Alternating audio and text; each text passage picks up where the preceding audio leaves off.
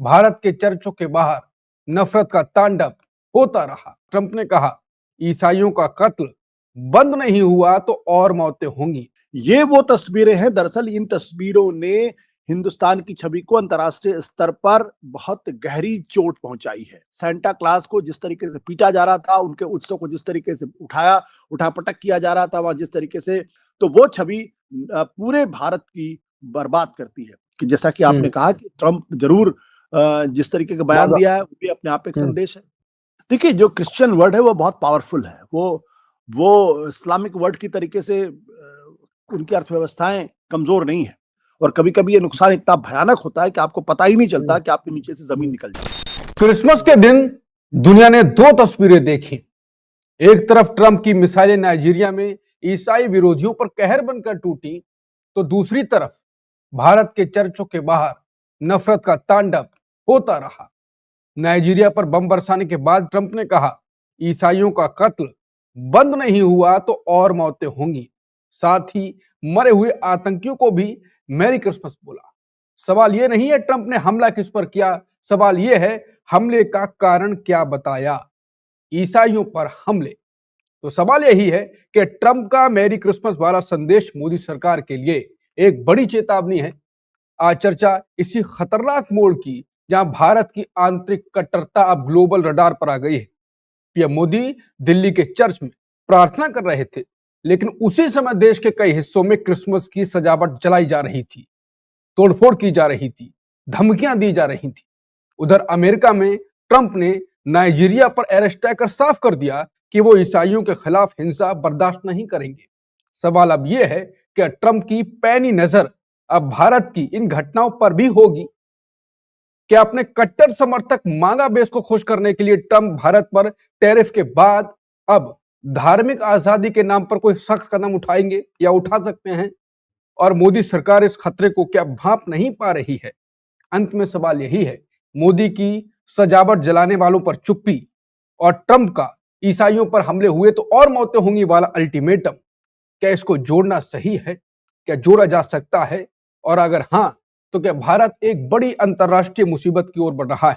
Trump तो Christian rights के global champion बनने की ओर इशारा कर रहे हैं और भारत में भी हमले हुए, क्या इसको जोड़ सकते हैं?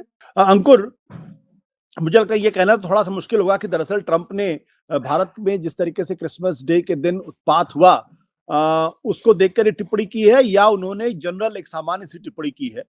मुझे लगता है कि इस पे उन्होंने नाइजीरिया के लिए कहा कि ये ईसाइयों पर कत्ल कर रहे थे, उन पर हमले कर रहे थे, उसका इसलिए इनको मारा गया है। लेकिन वो संदेश बाकियों को जा रहा है कि क्रिश्चियन राइट्स के एक चैंपियन बनने की दिशा में है वो, ग्लोबल लीडर। देखिए, हिंदुस्तान में जिस तरीके से 25 दिसंबर को या क्रिसमस डे के दिन जिस तरीके से नालबाड़ी के इलाके में, जैसा कि आपने देखा रायपुर के एक मॉल में जिस तरीके से किया गया, राजस्थान से भी यही खबर आ रही है, मध्य प्रदेश से भी यही खबर आ रही है, दिल्ली के लाजपत इलाके में भी जो सेंटा क्लॉज की कैप लगा के जो महिलाएं जा रही थी, उनको जिस तरीके से हैकल करने की कोशिश की गई है, ये वो तस्वीरें हैं। दरअसल इन तस्वीरों ने हिंदुस्तान की छवि को अंतर्राष्ट्रीय स्तर पर बहुत गहरी चोट पहुंचाई है। क्योंकि आज के जमाने में ये कह पाना कि ये तस्वीरें सिर्फ हिंदुस्तान तक महदूद रहेंगी या असम के नालबाड़ी इलाके तक भी रह पाएंगी, ये कहना बहुत बड़ी बेवकूफी की बात होगी। आज के जमाने में जबकि पूरी दुनिया इंटरकनेक्टेड है, चंद सेकंड के अंदर ये पूरी दुनिया में पहुंच जाती हैं। तो जिस तरीके से नालबाड़ी के इलाके में सेंटा क्लास को जिस तरीके से पीटा जा रहा था, उनके उत्सव को जिस तरीके से उठापटक किया जा रहा था, वहां जिस तरीके से भाषा का इस्तेमाल किया जा रहा था, और पुलिस वहां मुखदर्शक बनी हुई बैठी हुई थी, वो इस ओर इशारा कर रही है कि दरअसल एक प्रायोजित कार्यक्रम के तहत, एक सुनियोजित योजना के तहत इस तरीके की हरकतों को अंजाम दिया गया है। और ये महज इत्तेफाक की बात नहीं कि सिर्फ 25 दिसंबर के ही दिन इस घटना को अंजाम दिया गया। मैं इसलिए भी ये बात कह रहा हूं क्योंकि उसी दिन बचपन से देखते आ रहे हैं कि हमारे क्रिसमस डे के दिन छुट्टी हुआ करते थे 25 दिसंबर को, लेकिन उत्तर प्रदेश के अंदर एक सरकारी आदेश निकालकर 25 दिसंबर के दिन सारे स्कूलों को खुला रहने के आदेश दिए गए, और ये कहा गया कि इस दिन आपको आना है और आपकी अटेंडेंस मैंडेटरी है। साथ ही साथ पहुंचकर आपको अटल बिहारी वाजपेयी के जीवन चरित्र के बारे में पढ़ना समझना है। तो जो चीज बचपन से क्रिसमस डे छुट्टी होती थी, उस दिन उत्तर प्रदेश की योगी आदित्यनाथ सरकार ने स्कूल खोल दिया। तो क्या ये भी महज एक इत्तेफाक है? बिल्कुल ये इत्तेफाक नहीं। इसलिए मैं कहता हूं कि सुनियोजित योजना के तहत, एक बड़ी साजिश के तहत इसको अंजाम दिया गया। और ये कौन लोग हैं? इनका नाम बजरंग दल के साथ जुड़ता हुआ दिखाई पड़ रहा है, इनका नाम विश्व हिंदू परिषद के साथ जुड़ता हुआ दिखाई पड़ रहा है। तो इसके 3 बहुत स्पष्ट जो है इसके जो कॉन्सिक्वेंसेस मैं देख पा रहा हूँ। एक तो हिंदुस्तान का जो ईसाई समुदाय है उसके मन में असुरक्षा के भाव को बड़े पैमाने पर जो है वो बढ़ाना, और उनको इस बात की ताकीद करना कि हम इस देश के अंदर भले ही संविधान ने आपको अपनी धार्मिक मान्यताओं को, धार्मिक त्योहारों को, धार्मिक प्रतीकों को मानने का अधिकार दिया गया है, आपको अपने तरीके से पूजा करने का अधिकार दिया गया, उपासना करने का अधिकार दिया, लेकिन हम आपको नहीं करने देंगे। ये जो संदेश है, क्योंकि ये जो ईसाई लोग थे, ये कुछ कहीं कोई हंगामा तो कर नहीं रहे थे, कहीं शोर तो मचा नहीं रहे थे, कहीं किसी के लिए दिक्कत तो पैदा नहीं कर रहे थे, ये तो सिर्फ अपना त्योहार मना रहे थे। सांता क्लॉज बचपन से हम लोग जानते हैं अच्छी तरीके से, क्रिसमस डे के दिन सांता क्लॉज आते हैं, उनकी तस्वीरें लगती हैं, लोग उनके कैप लेके पहनते हैं, तो वहां जाके डिस्टर्ब करना और उसके बाद पुलिस का किसी तरीके से कोई कार्रवाई न करना, भारतीय जनता पार्टी के तमाम बड़े नेताओं की चुप्पी ये बताती है कि इसके पीछे कुछ ना कुछ एक बड़ी योजना थी और ईसाई समुदाय को संदेश देने की कोशिश की जा रही थी। और ये इत्तेफाक की बात है या क्या है मुझे नहीं मालूम, संयोग है या प्रयोग है।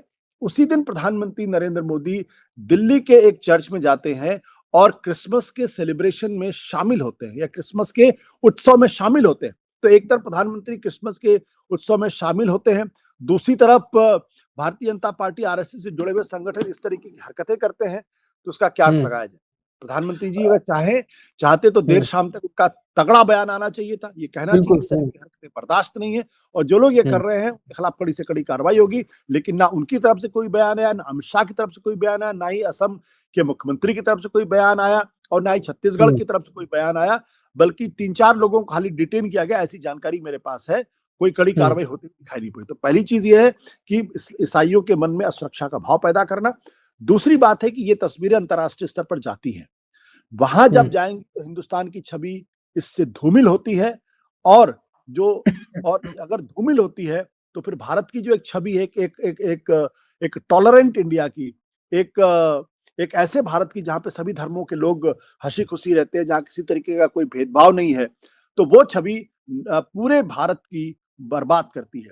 तीसरी बात तीसरी बात क्या है, जो क्रिश्चियन वर्ड है वहां पे इसको किस नजर से देखा जाएगा, वहां की सरकारों का नजरिया क्या होगा, और इससे विदेश नीति के भी जो बड़े सवाल है उस पर भी कहीं ना कहीं चिंता की लकीरें खींचेंगी। तो विदेश नीति को बड़ी चुनौती मिलेगी कि जैसा कि आपने कहा कि ट्रंप जरूर जिस तरीके का बयान दिया है वो भी अपने आप एक संदेश है, भारत की छवि खराब होती है और भारत के अंदर ईसाइयों के मन में जो है वो सुरक्षा का भाव आता है।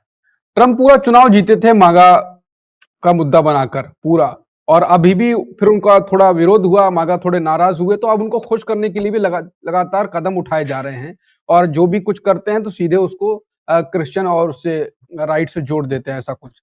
और अब भारत में पीएम मोदी ने एक सिंबॉलिक कहा कि मैं चर्च जाता हूं, उन्होंने लगा कि ढक जाएगा, छुप जाएगा और ये कहीं इमेज जाएगी नहीं, लेकिन पूरी आक्रमण पर ही, हमलों पर ही नजर सबकी रही और ज्यादा खबरें बनी। आपको लगता है कि ट्रंप का जो है एक अपना मागा बेस और मोदी अपनी जो चला रहे हैं हिंदुत्व राजनीति, वो आपस में टकराएगी, तो ट्रंप ने जो टैरिफ लगाए थे उसके बाद कुछ और भी आ सकता है फिर, आज नहीं तो कल। दोनों की राजनीति एक जैसी है। वो जब मागा की बात करते हैं तो वो क्रिश्चियन पंथ की बात करते हैं। हाँ, नरेंद्र मोदी जी जब हिंदुत्व की बात करते हैं तो वो भी हिंदू धर्म के बारे में और हिंदू धर्म से के इर्द गिर्द राजनीति को संचालित करने की कोशिश करते हैं। तो दोनों एक तरीके की पॉलिटिक्स कर रहे हैं, दोनों का एक तरीके का नेचर है, दोनों एक तरीके से सोच रहे हैं, दोनों एक ही तरीके से लोगों को प्रभावित करके अपना वोट बैंक बनाने की कोशिश कर रहे हैं। अब इसमें जो तकलीफ वाली बात हो सकती है वो ये हो सकती है कि आपको याद होगा जब पिछले सालों में मुसलमानों को लेकर लिंचिंग हुई और उस पर जब विदेश से प्रतिक्रिया आई, तब क्या कहा गया? तब यही कहा गया कि आप हमारे मामलों में दखल मत दीजिए। लेकिन अगर भारत बांग्लादेश के अंदर अगर किसी हिंदू को लिंच किया जाता है, अगर उस पर वो अपनी टिप्पणी करता है, आपत्ति करता है और वहां पे हिंदुओं को बचाए जाने के बारे में चिंता जाहिर करता है, तो कल अगर अमेरिका से, यूरोप से अगर भारत के अंदर जो क्रिश्चियंस के साथ जिस तरीके से दुर्व्यवहार किया गया, अगर उस पर टिप्पणी आई, तो फिर हम किस मुंह से कहेंगे कि भारत का अंदरूनी मामला है? कैसे हम उसको हैंडल करेंगे?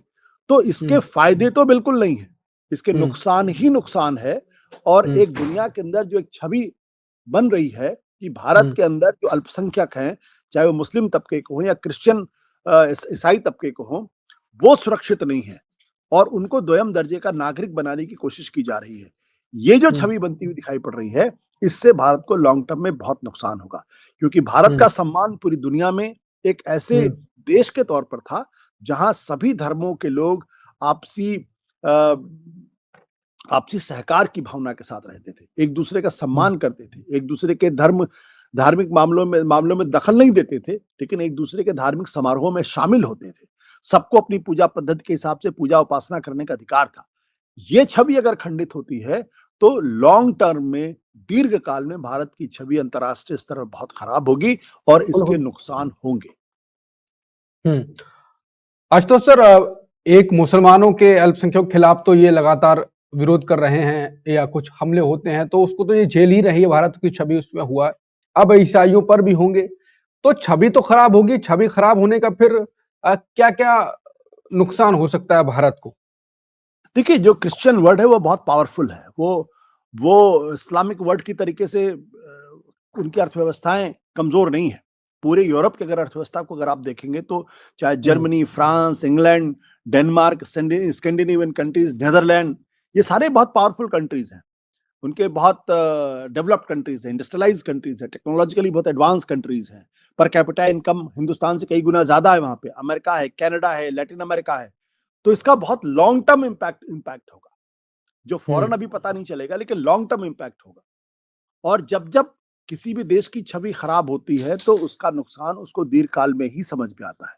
और कभी कभी ये नुकसान इतना भयानक होता है कि आपको पता ही नहीं हम्म, चलता कि आपके नीचे से जमीन हम्म, निकल जाती है। तो हम्म, इसलिए ये बहुत ही गंभीर स्थिति है। और अगर प्रधानमंत्री जी वाकई में चर्च जाकर संदेश देने की कोशिश कर रहे थे, तो उनको हम्म, इन उपद्रवियों के खिलाफ फौरन कड़ी से कड़ी कार्रवाई करने की बात करनी चाहिए और कानून हम्म। व्यवस्था को जिन लोगों ने हाथ में लिया है, उनकी जगह जेल में होनी चाहिए। बिल्कुल, लेकिन जिस प्रकार की राजनीति होती है, एक शब्द भी नहीं आया अभी तक, तो अब उनकी जगह कहाँ पर है ये सबको राजनीति के हिसाब से पता है कि वो क्या करेंगे और आगे क्या होगा। लेकिन आशुतोष सर ने जो कहा कि जो छवि खराब होती है और लगातार आप सबकी नजरों में आ रहे हैं दुनिया की, तो उसका जो दीर्घकालीन नुकसान है वो बहुत ही भयंकर होता है। तो भारत लगातार अकेला तो पड़ ही रहा है और चारों तरफ से फिर घेरेगा भी। तो हो सकता है कि कितना बड़ा नुकसान हो जाए हमको मालूम भी ना हो, लेकिन देखते हैं कि विदेश नीति हमको किस रास्ते पर लेके जाती है।